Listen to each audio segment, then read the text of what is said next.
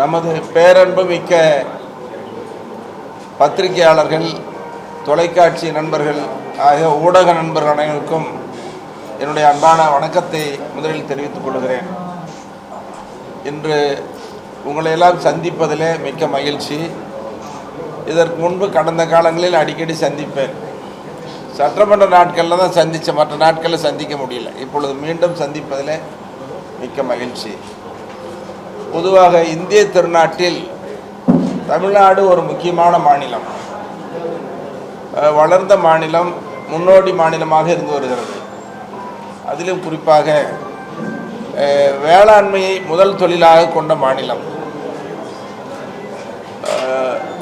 மாடு கட்டி போரடித்தால் மாளாது சென்னல் என்று யானை கட்டி போரடித்த தமிழ்நாட்டில் இப்பொழுது இந்த ஆண்டு மழை பெய்திருக்கிறது. இந்த ஆண்டு நல்ல மழை, போன ஆண்டு நல்ல மழை. ஆனால் பொதுவாக நீர் ஆதாரத்தில் நம்முடைய தமிழ்நாடு கடைமடை மாநிலமாக இருக்குது. காவிரியில் பிரச்சனை, முல்லை பெரியாறில் பிரச்சனை, பாலாறில் பிரச்சனை. இப்போ மேகதாட்டில் அணை கட்டுவதாக கர்நாடக மாநில அரசு ரொம்ப தீவிரமாக முயற்சி எடுக்கிறாங்க. தமிழ்நாடு அரசு முயற்சி எடுத்து வந்தாலும் கூட அவங்க நடவடிக்கையை விட நமது தமிழ்நாட்டினுடைய நடவடிக்கை இன்னும் வேகமாக இருக்கணும். ஏன்னா நம்ம பங்கை தட்டி பறிச்சிடக்கூடாது. பெரிய ஆறு, காவிரி, மேட்டூர் அணை, இன்னைக்கு காவிரியில் பாதிக்கப்பட்ட தமிழ்நாட்டுக்கு மிகப்பெரிய பாதிப்பு ஏற்படும். ஏறக்குறைய 22 மாவட்டங்களுக்கு குடிநீர் ஆதாரம், 12 மாவட்டங்களுக்கு பாசன ஆதாரமாக திகழ்கிறது. இதில் இப்போ மழைக்காலத்தில் இந்த ஆண்டு மட்டும் 4 முறை மேட்டூர் அணை நிரம்பி கடலுக்கு தண்ணி வீணாக போயிருக்குது. ஏறக்குறைய 100 TMC தண்ணீருக்கு மேல் வீணாக போயிருக்கிறது. அதே மாதிரி பாலாறில், தென்பண்ணையாறில், தாமிரபரணிலையும் போயிருக்கு. அதனால் நான் தொடர்ந்து சட்டமன்றத்திலையும் சொல்லுவது, பாட்டாளி மக்கள் கட்சி மருத்துவரையாக வலியுறுத்துவது, காவிரி உள்ளிட்ட எல்லா ஆறுகளிலேயும் 5 கிலோமீட்டருக்கு ஒரு தடுப்பணை கட்ட வேண்டும். ஒரு சொட்டு தண்ணீர் கடலுக்கு வீணாக போகக்கூடாது. இதற்கு தமிழ்நாடு அரசு ஒரு பெருந்திட்டம், மாஸ்டர் பிளான் போடணும். இதுக்கு மத்திய அரசும் உதவி செய்யணும். அப்போ தமிழ்நாடு முக்கிய மாநிலம், மத்திய மாநில அரசுகள் சேர்ந்து தமிழ்நாட்டினுடைய கடைமடை மாநிலமாக இருக்கிற நீர் ஆதாரத்தை பாதுகாக்க வேண்டும். இதுக்கு இன்னொரு திட்டம் காவிரி கோதாவரி இணைப்பு திட்டம். இது தமிழ்நாடு அரசு தீவிரமாக நிறைவேற்ற வேண்டும், முயற்சி எடுக்க வேண்டும். மத்திய அரசும் இதற்கு ஆதரவு அளிக்க வேண்டும் என்று நான் பாட்டாளி மக்கள் கட்சியின் சார்பில் வலியுறுத்தி கேட்டுக்கொள்கிறேன். அதே போல் இப்போ தமிழ்நாடு அரசில் எல்லா துறைகளிலும் காலி பணியிடங்கள் நிறையா இருக்குது. அரசு துறையில் IAS அதிகாரியிலிருந்து கீழே இருக்கிற வரைக்கும் பணிச்சுமை ரொம்ப அதிகமாக இருக்குது. மன உளைச்சலுக்கு ஆளாகிறாங்க. காவல்துறையிலையும் அதே மாதிரி இந்த காலி பணியிடங்கள்லாம் நிரப்பணும். குறிப்பாக இந்த தூய்மை பணியாளர்கள், சத்துணவு அமைப்பாளர்கள், நியாய விலை கடை பணியாளர்கள், அங்கன்வாடி பணியாளர்கள் உள்ளிட்ட அந்த கடைநிலையில் இருக்கிற பணியாளர்கள்லாம் அவங்க கோரிக்கை மிக முக்கியமான கோரிக்கை. அதையெல்லாம் அரசு நிறைவேற்ற வேண்டும் என்றும் கேட்டுக்கொள்கிறேன். இப்போது பாட்டாளி மக்கள் கட்சி தமிழ்நாட்டில் ஒரு வலிமையான கட்சி, உங்களுக்கெல்லாம் தெரியும். எங்கள் மருத்துவரையா அவர்கள் 1980 இயக்கம் தொடங்கினார். சமூக நீதி தான் உயிர் மூச்சு கொள்கையாக கொண்டு 1980 இன்னைக்கு வரைக்கும் போராடிட்டு இருக்கார். அவர் இந்த இயக்கத்தை சாதாரணமாக வளர்க்கலை. அப்போல்லாம் சாலை வசதி இல்லை, தெருவிளக்கு வசதி இல்லை, நடந்தே போகணும் கிராமங்களுக்கு. வயல் வரப்பில் நடப்பார், மேடு பள்ளங்களில் மழை குளிரில் அணிஞ்சிக்கிட்டு ஒரு பெஞ்சு அல்லது மேஜை போட்டு ராந்தலை விளக்கு பிடிச்சிட்டு பேசுவார். இப்படி கஷ்டப்பட்டு வளர்த்தது தான் பாட்டாளி மக்கள் கட்சி. அதோட தமிழ்நாட்டின் வளர்ச்சிக்கு, ஒட்டுமொத்த எல்லா தரப்பு மக்களின் மேம்பாட்டுக்கு, சமூக நீதிக்கு அவர் குரல் கொடுத்தது, போராடியது நாடு அறியும். இந்திய அளவிலையும் அது அறியும். டெல்லியெல்லாம் போய் அகில இந்திய சமூக நீதி மாநாடு நடத்தி இந்திய நாடு அவரை பாராட்டியது. அப்போ தமிழ்நாட்டில் ஒரு தவிர்க்க முடியாத சக்தியாக பாட்டாளி மக்கள் கட்சியை உருவாக்கியவர் மருத்துவரையா. அவர் எல்லாரும் சொல்லுவாங்க, தமிழ்நாட்டுடைய மிகப்பெரிய சக்தி, தவிர்க்க முடியாத சக்தின்னு. ஒரு போராட்ட குணம் கொண்டவர். அப்படிப்பட்டவர் இன்னைக்கு தமிழ்நாட்டினுடைய வளர்ச்சிக்கு ஒவ்வொரு ஆண்டும் தொடர்ந்து இதை பார்த்தாவே எல்லாருக்கும் தெரியும். 21 ஆண்டு காலம் பாட்டாளி மக்கள் கட்சி சார்பில் வரைவு நில நிதி அறிக்கை, இதை பார்த்தாவே உங்களுக்குலாம் தெரியும், உங்கள்கிட்ட தான் வெளியிடுவார். அதே மாதிரி வேளாண்மை முக்கியமான தொழில்னு சொல்லி 17 ஆண்டு காலம். இது எதை காட்டுகிறது? தமிழ்நாட்டில் பாட்டாளி மக்கள் கட்சி வளர்ச்சியில் அக்கறை கொண்டுள்ள கட்சின்னு இப்படிலாம் நடந்துட்டு இருக்குது. இதுக்கு இடையில் இப்போ அவருக்கு ஏற்பட்டிருக்கிற சோதனை, பாட்டாளி மக்கள் கட்சிக்கு ஏற்பட்டிருக்கிற நெருக்கடிங்கிறது சொல்லி மாளாது. இது யாரால் வந்தது, எப்படி வந்தது? உங்களுக்கும் தெரியும், எனக்கும் தெரியும், தமிழ்நாட்டுக்கும் தெரியும். இன்னைக்கு பாட்டாளி மக்கள் கட்சியில் 35 வயசில் மத்திய அமைச்சராக்கி அழகு பார்த்தவர் மருத்துவர் அன்புமணியை, எங்கள் மருத்துவர் ஐயா. உங்களுக்கெல்லாம் தெரியும், சின்ன வயசில். இன்னைக்கு பாட்டாளி மக்கள் கட்சியும் வளர்ந்தது மருத்துவர் ஐயா தான் முக்கிய காரணம். அதுக்கு அன்னைக்கு காவல்துறையில் பலகட்ட போராட்டங்கள், காவல்துறையில் தடியடிப்பட்டது, ரத்தம் சிந்தியது, சிறை கொடுமைகளை அனுபவித்தது, 21 பேர் ஒரே நாளையில் உயிர் தியாகம், தொடர்ந்து பல உயிர் தியாகம், இப்படி ரத்தம் சிந்தி ஜெயில் கொடுமைகளை அனுபவித்து உயிர் தியாகம் செய்து வளர்த்த கட்சி தான் பாட்டாளி மக்கள் கட்சி. எங்கள் மருத்துவர் ஐயா பாளையங்கோட்டை சிறை ஒன்றுக்கு தான் போகலை, மீது எல்லா சிறைக்கும் போனார். இந்த ஜிகே மணி மருத்துவர் ஐயாவோட 46 ஆண்டு காலம் இன்னைக்கு வரைக்கும் அவர் கூட பயணம் பண்ணிகிட்டு இருக்கிறேன். நான் நிறைய சிறைக்கு போயிருக்கிறேன். சென்னையில் 1.5 மாதம் ஒரே நாளையில் இருந்திருக்கிறேன். பாண்டியன் இருக்காரா, பாண்டியன் கூட இருந்தால் நிறைய பேர் எல்லாரும் என் கூட சிறைக்கு வந்தவர்கள் எல்லாத்துக்கும் தெரியும். இப்படி சிறை கொடுமைகளை அனுபவித்து வளர்த்த பாட்டாளி மக்கள் கட்சி சோதனைன்னா எங்கள் மருத்துவர் ஐயாவால் எப்படி தாங்கிக்க முடியும்? அது யாரால் வந்த சோதனை? ஜிகே மணியாலையா, அல்லது பாட்டாளி மக்கள் கட்சியில் உழைத்தாங்களே சிறை கொடுமைகளை அனுபவித்தாங்களே அவர்னாலையா? இல்லை. அவர் வளர்த்து படிக்க வைத்து ஆளாக்கி மத்திய அமைச்சராக்கி இன்னைக்கு கட்சி தலைவர் பதவியும் கொடுத்து அழகு பார்த்த மருத்துவர் அன்புமணி அவர்களால் ஏற்பட்டிருக்கிற மிகப்பெரிய வேதனை, சோதனை. கண்ணீர் வடிக்கிறார், இன்னைக்கு கண் கலங்குறார் தொலைக்காட்சியில். அதை பார்த்துட்டு இன்னைக்கு மக்கள்லாம் நெகிழ்ந்து போய் பேசுகிறாங்க. இன்னைக்கு மருத்துவர் அன்புமணி என்ன சொல்கிறாரு? எங்கள் அப்பா குழந்தை மனசாயிட்டார், மனநிலை பாதிக்கப்பட்டார், அவர் கூட இருக்கிறவங்களாம் கெடுக்கிறாங்க, துரோகம் பண்ணுறாங்கன்னு சொல்கிறாங்க. ரொம்ப அநாகரிகமாக இருந்தது. என்னை பொறுத்த வரைக்கும் சொல்லுவேன், ஜிகே மணி உங்களுக்கும் தெரியும், நாட்டுக்கும் தெரியும். அதனால் மனசாட்சியோடு நடக்கும். ராமகிருஷ்ண ஆசிரமத்தில் வளர்ந்தவன், பொது வாழ்க்கைக்கு வந்தவன். காலையில் தூங்கி எழுந்திரிச்சு கூட எங்கள் மருத்துவரை அவங்க அப்பா அம்மாவை நினச்சிட்டு இன்றைக்கி நல்லதே நினைக்கணும், நல்லதே செய்யணும், யாருக்கும் கெடுதல் செய்யாத மனசு இருக்குன்னு உட்காந்து தியானம் பண்ணிட்டு தான் இருந்திருப்பேன். இப்படி என்னை பார்த்து, எங்கள் கட்சியை பார்த்து, எங்கள் கட்சியில் இருக்கிற உழைச்சவங்கள்லாம் பார்த்து, மருத்துவர் ஐயா கூட இருக்கிறவங்களாம் பார்த்து சொல்கிறாரு, அவர் துரோகி, ஜிகே மணி தான் என்னையும் எங்கள் அப்பாவையும் பிரிச்சுட்டாரு அப்படின்னு சொல்கிறாரு. இதெல்லாம் எவ்வளோ பெரிய வேதனையாக இருக்கும். ரொம்ப வருத்தப்படுறேன், வேதனைப்பட்டு சொல்கிறேன். மருத்துவர் அன்புமணி எந்த வகையிலையும் நான் குறை சொல்லக்கூடாதுன்னு நினச்சவன். யார் யாரோ பேசுவாங்க, இப்படி பேசுனா கூட நான் குறை சொல்லவே இல்லை. இப்போ சில நாட்களுக்கு முன்னால் அவர் என் மீது வைத்த குற்றச்சாட்டுக்கு பல பேர் என்கிட்ட பேசிட்டாங்க. உனக்கு மானம் இல்லையா, ரோசம் இல்லையா, இப்படி பேசுகிறாரு, வாயை மூடிட்டு பேசாது இருக்கிறாரு, பேசாமல் இருக்கிறியான்னு சொல்கிறாங்க. அதுக்காக தான் சில தன்னிலை விளக்கத்தை உங்கள் மூலமாக தமிழ்நாட்டு மக்களுக்கு சொல்லணும்னு விரும்புகிறேன். என்னுடைய ஆசை, அவர் சொல்கிற செய்தி வெளியில் போகுது. நான் மருத்துவர் அன்புமணிக்கு எந்த வகையிலையும் கெடுதல் செய்யலை, துரோகம் செய்யலை, மனசால் கூட நினைக்கல. இன்னைக்கு அன்புமணி இன்றைக்கி எல்லாம் பேசுகிறாரு, அவருக்கு திறமை இருக்குது, பேசுகிறாரு.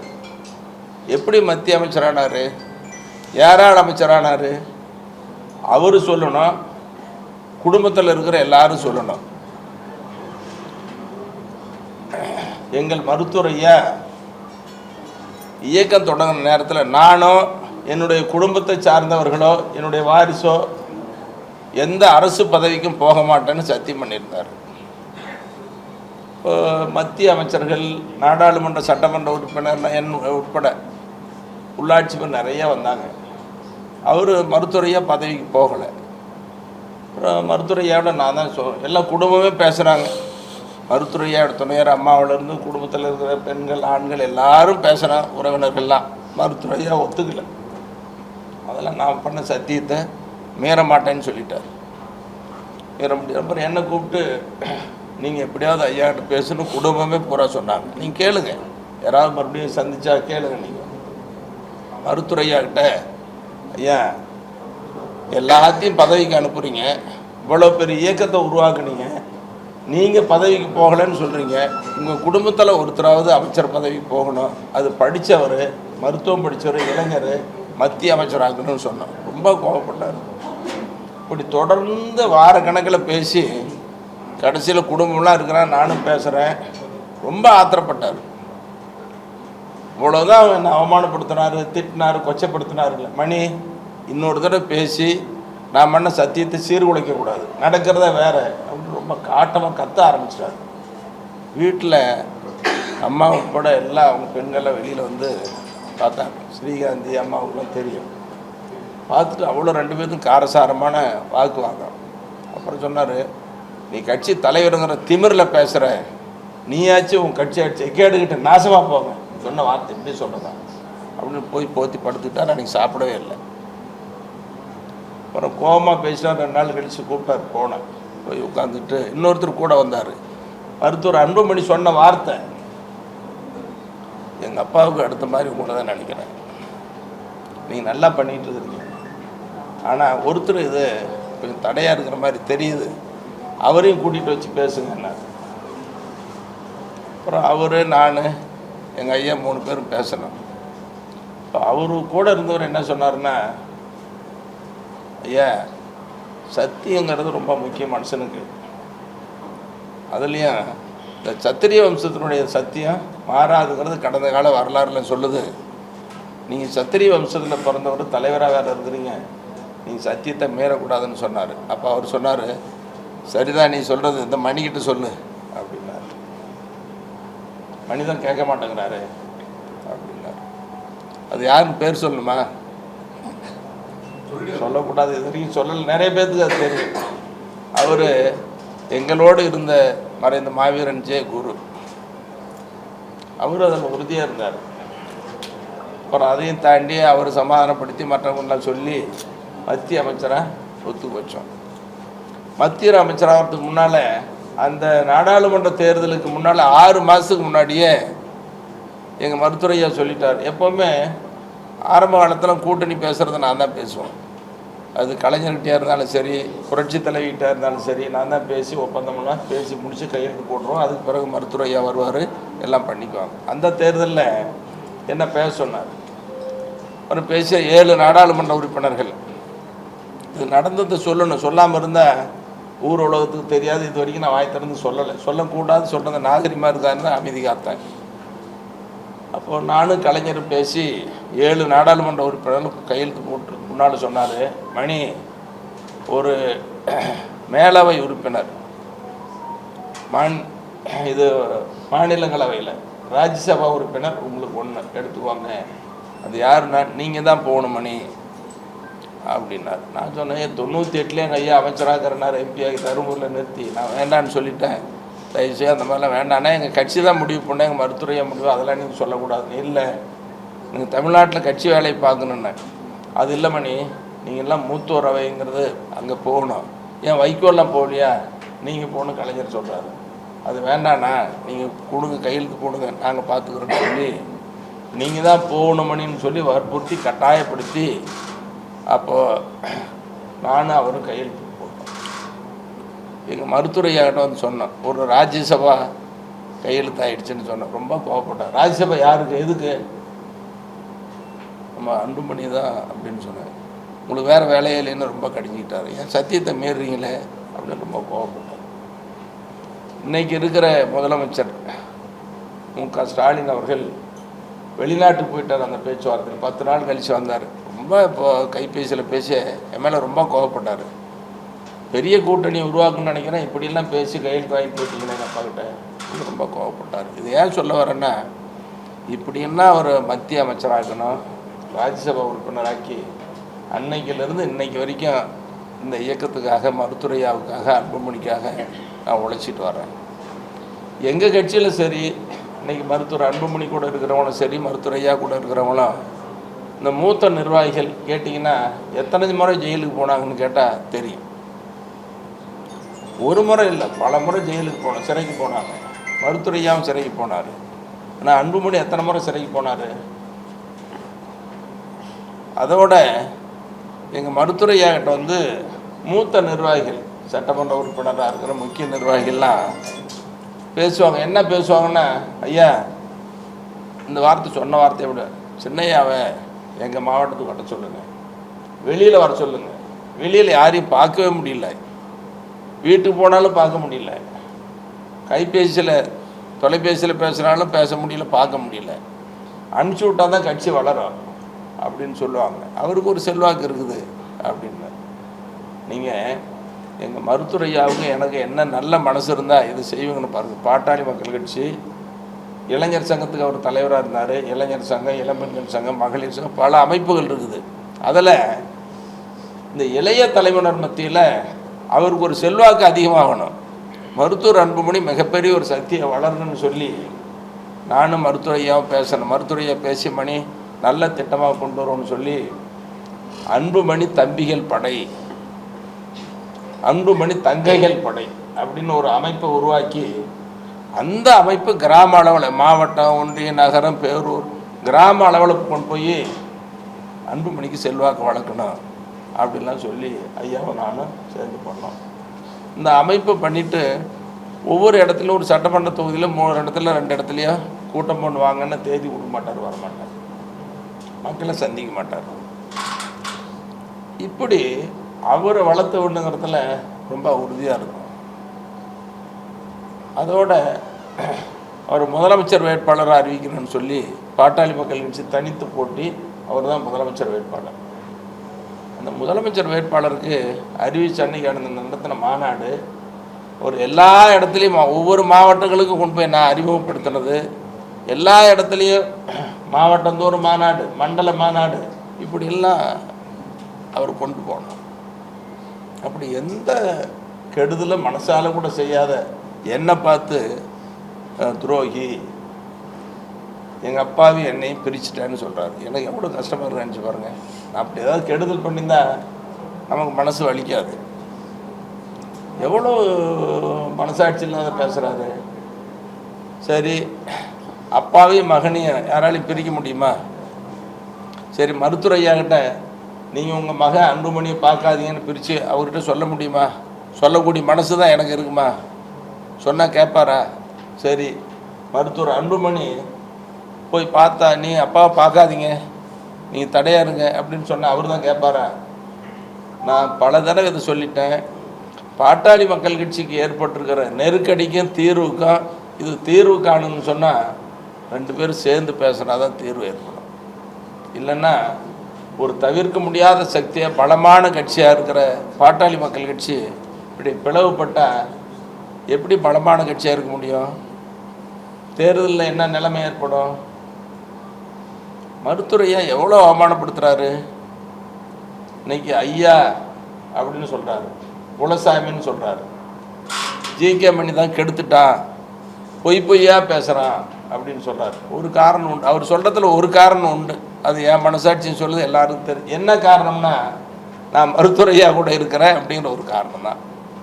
மருத்துவரையா கூட இருந்து செயல்படுறேன் அப்படிங்கிற ஒரு காரணத்துக்காக தான் மருத்துவர் அன்புமணி என்ன இப்படியெல்லாம் வசைப்பாடுறாரு. அவர் எப்படி அவமானப்படுத்தினார் உங்களுக்கு தெரியும். ஒரு பொதுக்குழுவில் அவருடைய அக்கா மகன் முகுந்தனை இளைஞரணி தலைவராக அறிவிக்கிறார். அப்போ போட்டது தான் உங்களுக்கு தெரியும், எப்படிலாம் என்ன நடந்த சம்பவங்கள்லாம் உங்களுக்கு தெரியும். அது வீட்டுக்குள்ளே பேச வேண்டியது, பொது வெளியில் பேசுகிறது. நான் பனையூரில் அலுவலகம் துவங்கிட்டேன், நீங்கள் அங்கே வாங்க என்னை சந்திங்க. அப்போ என்ன இதில் தெரியுது, ஐயா கிட்டேருந்து கட்சியை பிரித்து கொண்டு போகணும் அப்படின்னு நினைக்கிறார். அதோட எங்கள் மருத்துவரையா இந்த சம்பவம்லாம் நேற்றுக்கு அன்றைக்கி நடக்கலை, ரொம்ப நாளாக நடந்துகிட்டு இருக்கிறது. எங்கள் முக்கிய நிர்வாகக்குழு உறுப்பினர்கள், மூத்த நிர்வாகிகள்லாம் கூப்பிட்டு ஐயா ரொம்ப கண்கலங்கி பேசுவார். அன்புமணிக்கிட்ட சொல்லுங்கள், கூட இணைஞ்சி பண்ண சொல்லுங்கள், நீங்கள்லாம் போய் சொன்னாங்க. பலமுறை நேரில் போய் பேசணும், தோட்டத்துக்கு வர சொல்லி, தைலாபுரம் தோட்டத்துக்கு வர சொல்லி பேசினேன். அது நிறைய சம்பவங்கள். ஒரு சம்பவத்தை மட்டும் சொல்கிறேன். எங்கள் இயக்கத்தில் ரொம்ப வயது மூத்த தலைவர் மூத்த அருள்மொழி, இன்றைக்கி வன்னியர் சங்க தலைவர். அவரும் நாங்கள்லாம் ஒரே வயசு, அவருக்கு எனக்கும் ஒரே வயசு. பேராசிரியர் தீரன் முன்னாள் தலைவர், உங்களுக்கு தெரியும், அவங்கெல்லாம் கலந்துக்கிட்டாங்க. அப்போ ஒன்றும் சொல்லலை. மூத்த அருள்மொழி சொன்னார், ஏங்க நீங்கள் தமிழ்நாடு முழுக்க எல்லோரும் வாங்க, எல்லோரும் எதிர்ப்பில்லை, தமிழ்நாடு முழுக்க வாங்க, நீங்கள் வரணும், எல்லோரும் எதிர்பார்க்குறாங்க, அப்போ தான் கட்சி வளரும் அப்படின்னு சொன்னார். உடனே எந்திரிச்சு சேர்னார் பாருங்க. பேசாமல் அவர் வாயை மூடிட்டு ஒருத்தருமே பேசணும். ஏதாவது நல்லது சொன்னால் அவரால் தாங்க முடியாது, பொறுத்துக்க முடியாது, அவ்வளோ இது பண்ணுவார். நாங்கள் எங்களுக்குள்ளே பேசுவோம். என்ன பேசுவோன்னா, ராஜா வீட்டு கண்ணுக்குட்டி, ராஜாவினுடைய மகன் எப்படி இருப்பாங்க, எங்கள் மருத்துவரையா ஒரு ராஜா மாதிரி நாங்கள்லாம் பார்க்குறோம். அவர் மகன் ஒரு கண்ணுக்குட்டி, ராஜா வீட்டு கண்ணுக்குட்டி, ஓடும் விளையாடும், அவன் பொறுத்துக்கிட்டு தான் இருக்கணும், எட்டி உதைக்கும் சீனி பாயும் அப்படி நினச்சிக்கிட்டு அதெல்லாம் பொறுத்துக்கிட்டு தான் இருந்தோம். எவ்வளோ பிரச்சனை இல்லை. நான் இன்னும் மனசை விட்டு சொல்கிறேன், மருத்துவரையாக்கிட்ட கடந்த 4 மாதமாக நான் வாங்கிக்கிட்ட அவமானங்கள், திட்டு கொஞ்சம் எனக்கு இல்லை. மருத்துவரையா மேலே கோவப்பட்டது. என்ன கோவம்னு சொன்னால், ஐயா அவசரப்படாதீங்க ஐயா, கொஞ்சம் பொறுங்க ஐயா, பார்க்கலாங்க, எல்லாம் சரியாக போயிடும்னா ரொம்ப கோவப்படுவார். என்ன அசிங்கமாக திட்டிக்கிட்டு இவ்வளோ அவமானப்படுத்திக்கிட்டு, இன்னும் தனியாக போய் ஒரு இயக்கமாக 100 நாள் நடைபயணம், இன்னும் வெளியில் போய் தனியாக கட்சி நடத்திட்டு இருக்கிறாரு. நீ இதை போய் பேசிகிட்டு இருக்கிறீங்களே, போய் கூட்டிகிட்டு வாங்க மணி, இப்படி போய் கூட்டிகிட்டு வாங்க, அன்புமணி கூட்டிகிட்டு வந்து என் கூட சேர்த்து பண்ண சொல்லுங்க. நடக்கலை. அப்புறம் நான் அவர்கிட்டயே சொன்னேன், ஒரு நாள் மகாபலிபுரத்தில் மாநாடு, அந்த மாநாட்டு கூட அனுமதியே கிடைக்காது, நான் தான் சொல்லி அனுமதி வாங்கினேன். அதுக்கு முன்னாடி நடந்த புரட்சி தலைவி முதலமைச்சராக இருக்கலையே மாநாடு ரத்து பண்ணிட்டாங்க, அனுமதி இல்லைன்னு. அப்புறம் போய் புரட்சி தலைவிட்ட அவங்ககிட்ட பேசி அப்புறம் அனுமதி கொடுத்தாங்க. இப்படி என்னுடைய செயல்பாடுங்கிறது அது அதிமுக, திமுக, காங்கிரஸ், கம்யூனிஸ்ட் எல்லா கட்சிகிட்டும் ஒரு இணக்கமாக இருப்பேன். பொதுவாக என் மனசு எப்படின்னா, சாதாரண ஒரு பள்ளிக்கூடத்து மாணவன் குழந்தை இருக்கிறாங்க, அல்லது மாற்றுத்திறனாளிகள், வயசில் மூத்தவங்க, எல்லாம் மனுஷங்க, எல்லார்கிட்டையும் ஒரு சக்தி இருக்குது, எல்லாரையும் மனுஷனாக மதிக்கணும் அப்படின்னு நான்லாம் இயல்பாக நினைக்கக்கூடிய ஆள். மனுஷனாக மதிக்கணும். அதுக்கு தான் எனக்காக கூட இந்த அறிவா சங்கத்தில் ஒரு மனிதநேயர்னு ஒரு விருது கூட கொடுத்தா, என்ன சொல்கிறதுக்காக இல்லை, நான் அப்படி எல்லாத்தையும் மதிக்கன்னு நினைக்கிற ஆள். அப்போது எங்கள் சென்னையான்னு சொல்கிற அன்புமணி நம்ம அவமானப்படுத்தோன்னா அவருக்கு கெடுதல் செய்வேனா, செய்யவே இல்லை, இன்றைக்கி வரைக்கும் இல்லை. இந்த மகாபலிபுரம் மாநாட்டுக்கு முன்னால் ஒரு பாடல் வெளியிடுறார். அதில் அவர் தான் முன்னிலைப்படுத்தி அவர் அழைக்கிற மாதிரி மாநாட்டை நடத்துகிற மாதிரி ஒரு பாடல் வெளியிடுறார். அது பார்த்துட்டு எங்கள் மருத்துவரையா ஒரு நாள் நேரில் சந்திக்கும் பொழுது, மாநாட்டுக்கு பாடல் பார்த்தீங்களா, கேட்டிங்களா அப்படின்னார். இல்லை பார்க்கல. என்ன இல்லை, நான்லாம் இல்லை, எல்லாம் அன்புமணி தான் அழைக்கிறாங்க. அப்போ அவர்கிட்ட சொன்னேன், ஏங்க நீங்கள் அழைக்கிறது மாநாட்டுக்கு முன்னால் இருங்க, வேண்டான்னு சொல்ல. அதில் இன்னொன்று, இந்த மாநாடு நடத்துறதுக்கு முன்னாடி இவர் என்கிட்ட தான் சொல்கிறார், இந்த மாநாட்டுக்குழு தலைவர் நானாக தான் இருக்கணும், அப்பா கிட்ட சொல்லுங்க. ஐயா ஒரு மாநாட்டுக்குழு தலைவராக இருக்கணும். ஐயா சொன்னார், வன்னியர் சங்கம் நடத்துகிற மாநாடு வன்னியர் சங்க தலைவர் அருள்மொழி தானே இருக்கணும் அப்படின்னாரு. பரவாயில்லாங்க ஐயா, அருள்மொழிகிட்ட நம்ம சொல்லிக்கலாம், நீங்கள் அவரையே போடுங்கன்னு சொல்கிறோம். அப்புறம் ஐயாவும் போட்டுட்டு அவர் தான் மாநாட்டுக்குழு தலைவர். அந்த மாநாட்டுக்கு அவர் பாடல் வெளியிட்டார். அப்புறம் சொல்லி ஐயா வருத்தப்பட்டார். நான் அன்புமணிகிட்ட சொல்கிறேன், சென்னையான்னு தான் சொல்கிறேன், ஏங்க சென்னை நீங்கள் இந்த மாதிரி ஐயா பேர் இல்லாமல் ஒரு பாடல் வெளியிடுறீங்க, அவருக்கு ஒரு முக்கியத்துவம் கொடுங்க, முக்கியத்துவம் கொடுத்து ஒரு பாட்டு வெளியிடுங்க. சரின்னு சொன்னார். அந்த பாடலும் சரியில்லை, ரொம்ப வருத்தப்பட்டார். பிடிச்சிக்கிறேன், ரொம்ப நேரம் போகுதா? ஆமாம்மா, நான் வந்துடுறேன், செய்திக்கு வந்துடுறேன். இப்படி பல கட்டங்களில் பல சோதனைகள் தாங்க முடியாத அளவுக்கு இன்றைக்கும் ரொம்ப கண்கலங்கிறார் மருத்துவரை. அவர் கண்கலங்கினா எங்கள் எப்படி இருக்குது, அவர் கூட நாங்கள்லாம் பயணம் பண்ணோம். இப்போ மருத்துவர் அன்புமணி கூட இருக்கிற நிர்வாகிகள்லாம் என்ன சொல்கிறாங்கன்னா, பெரும்பாலான நிர்வாகிகள் எனக்கு ஃபோன் பண்ணி, என்ன நாங்கள்லாம் தப்பு பண்ணிட்டோம், ஐயா கூட தான் இருந்திருக்கணும், தெரியாமல் வந்து மாட்டிக்கிட்டோம், வேறு என்ன பண்ணுறது அப்படின்னு எல்லாம் புலம்பிக்கிட்டு. ஏன்னா அவங்களுக்கு தெரியும் ஒரு 100 நாள் நடைப்பயணம் நிகழ்ச்சி என்ன பேசுகிறாரு, உங்களுக்காக உழைப்பேன், உங்களுக்காக பாடுபடுவேன், உங்களில் ஒருத்தனாக இருப்பேன், எனக்கு இந்த சமுதாயம் முக்கியம், இந்த கட்சி முக்கியம் அப்படின்னு சொல்கிறாரு. மகிழ்ச்சி தான் இல்லைன்னு சொல்லலை. இதெல்லாம் சொல்லத்தை விட எங்கள் அப்பா கூட இருந்து செயல்படணும்னு வேலையை முடிஞ்சு போச்சு. எல்லாம் ஓடி உழைப்பாங்க. அவர் கூட இருக்கிறவங்க, எங்கள் ஐயா கூட இருக்கிறவங்க, இன்னும் புதுசாக இளைஞர்கள்லாம் வந்தாங்கன்னா எப்படிப்பட்ட பலமான கட்சியாக இருக்கும். அப்போது கட்சியை பலவீனப்படுத்தலாமா? இது ஒன்று. பலவீனப்படுத்தினது மட்டும் இல்லாமல் பேச நினச்சி யாரை வேணாலும் எப்படி வேணாலும். இப்போது என்ன துரோகி, மருத்துவரையா கூட இருக்கிறவங்களும் துரோகி. இதை அங்கே ஒரு குழு வச்சுருக்கிறார், ஒரு அலுவலகத்தில் குழு வச்சு அதில் செய்தியெல்லாம் போடுறது. நீங்கள் நினச்சி பார்த்தீங்கன்னா இது எந்த இயக்கத்துலேயும் எங்கேயும் நடக்காத ஒன்று. அப்பாவை பற்றி இந்த கிழவனை குரல் மேலே கழுத்தை வச்சு மிதித்து கொல்லுங்க அப்படின்னு செய்தி போடுறோம். அப்படி செய்தி போடுறவனை கூப்பிட்டு பாராட்டுறாரு, சால்வு போடுறாரு, பெரிய பொறுப்பு கொடுக்குறாரு.